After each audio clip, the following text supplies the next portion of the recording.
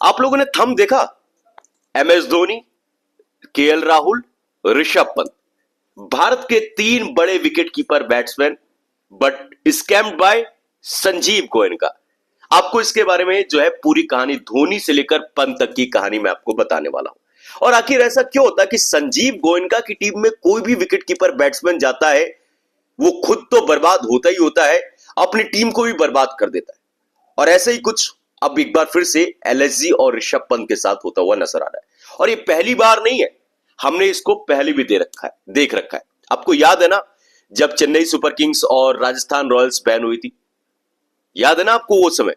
तब क्या हुआ था?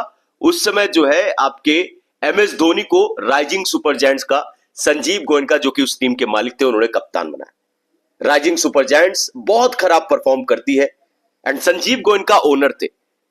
MS धोनी को अगले साल कप्तानी से मतलब, जो उस समय MS धोनी के ऊपर हाथ तक नहीं रख सकता था, ये वही संजीव गोयनका साहब है जो कि हर मैच के बाद धोनी को लेकर ऊल जलूल, उनके बड़े भाई, उनके परिवार के लोग धोनी को लेकर सोशल मीडिया पर ऊल जलूल की बातें करते थे।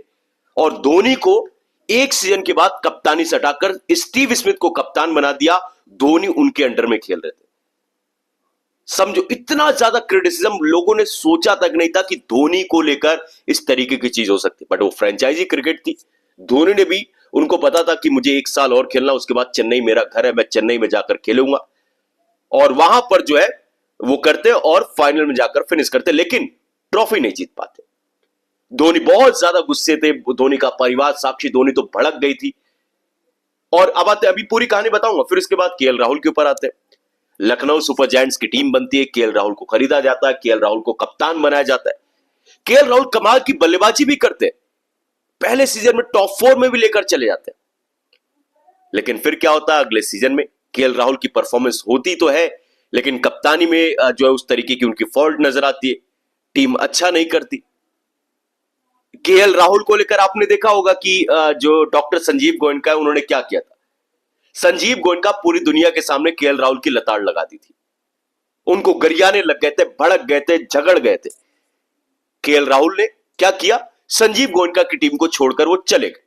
विवाद बहुत ज्यादा हुआ, आज भी लोग संजीव गोयनका को हेट की नजर से देखते हैं। अब आते हैं ऋषभ पंत को लेकर। ऋषभ पंत को 27 करोड़ रुपए में संजीव गोयनका ने खरीदा।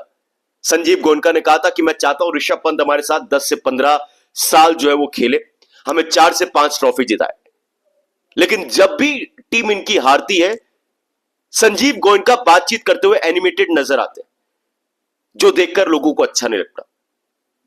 साथ के साथ जिस तरीके से संजीव गोयनका की टीम में इन्वॉल्वमेंट रहती है, this is the big reason. Dhoni से लेकर पंत तक की टीम में अगर आप देखो, संजीव गोयनका एक ओनर के तौर पर अपनी नाक जरूर घुसाते हैं। इतनी नाक घुसा देते हैं कि आप ये सोचो कि यार, फैंस तो पसंद करते ही नहीं करते, क्रिकेटर्स भी पसंद नहीं करते। आज ऋषभ पंत का इतना बुरा हाल क्यों रखा, आपको क्या लगता है? ऋषभ पंत इतने खराब खिलाड़ी थोड़े ना भाई। मैं आपको बताऊं, जब आपके पैर ज्यादा अड़ाया जाता है ना, आपकी दखल अंदाजी बहुत होता है, आप दिल और मन से काम नहीं कर पाते, दिल और मन से। ऋषभ पंत करना चाहता है, लेकिन वो इतनी ज्यादा इन्वॉल्वमेंट, इतना ज्यादा प्रेशर टीम के ऊपर डॉक्टर संजीव गोयनका कर दे। आई नो 7,000 करोड़ रुपए किसी ने खर्चा किया है, तो वो सवाल पूछेगा, ठीक है, आप इन्वॉल्वमेंट होती है, बाकी फ्रेंचाइजी में भी ओनर्स की इन्वॉल्वमेंट होती है, बट सर आपको पेशेंस रखना पड़ेगा। अगर आपने किसी खिलाड़ी को इतना पैसा दिया है, आपने इतना इन्वेस्टमेंट किया है, तो आपको ना एक एटमॉस्फेयर बनाना पड़ेगा, ताकि खिलाड़ी जिनको खेलना आता वो अपना काम कर सके। बट आप इतने ज्यादा इन्वॉल्व हो जाते हो, ड्रेसिंग रूम में घुस जाते हो, आप मैदान में घुस जाते हो, खिलाड़ियों को सलाह देने लग जाते हो, प्लेइंग 11 में अपनी नाक घुसेड़ते हो। सर ये गलत बात है, ये गलत बात है। इसी वजह से ऋषभ पंत और लखनऊ, मैं सच्ची बात बताऊं, मुझे लखनऊ का कोई प्लेयर एक बार को खुश नजर नहीं आता, सब दुखी नजर आ रहे। अब क्या करें, पैसा मिला, खेलना पड़ेगा। राइजिंग सुपर जायंट्स का भी यही हाल था। KL राहुल की टीम में जब KL राहुल थे तब उनका हाल था। KL राहुल, अब ऋषभ पंत का ये हाल हो रखा है। MS धोनी को देखो, उसके बाद राइजिंग सुपर जायंट्स को छोड़ने के बाद जाकर चेन्नई को ट्रॉफी जिता गए, उनके बल्ले से भी रन आने लग गए। KL राहुल को देखो, दिल्ली कैपिटल्स में जाकर उनका पूरा अंदाज चेंज हो गया। ऋषभ पंत का भी यही हाल होगा। ऋषभ पंत इससे पहले DC में थे, क्या कमाल का करते थे। प्रॉब्लम वो नहीं, प्रॉब्लम ये कि यार खिलाड़ियों को सब पता है, लेकिन एनवायरनमेंट बहुत इंपॉर्टेंट है।